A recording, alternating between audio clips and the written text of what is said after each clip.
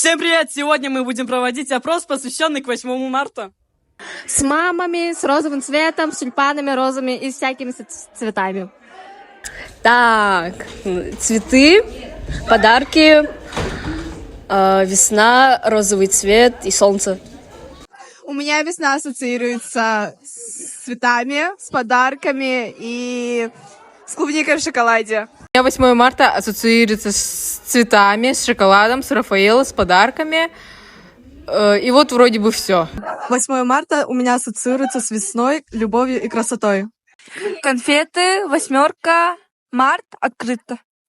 У меня 8 марта ассоциируется с цветами, счастьем, розово-фиолетовым оттенком, ну и мимозой.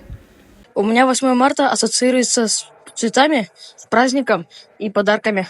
Для меня 8 марта ассоциируется с нежностью, лаской и любовью.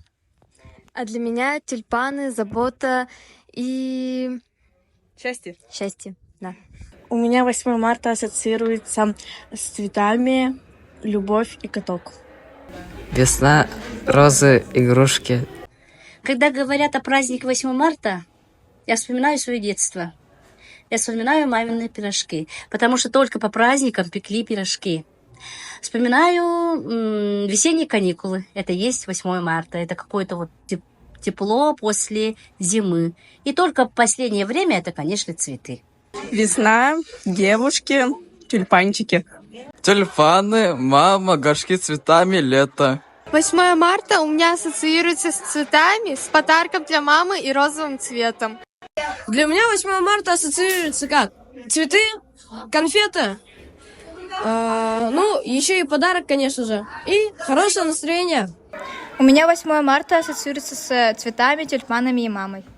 У меня 8 марта ассоциируется со школой, с едой, с любовью и тюльпанами.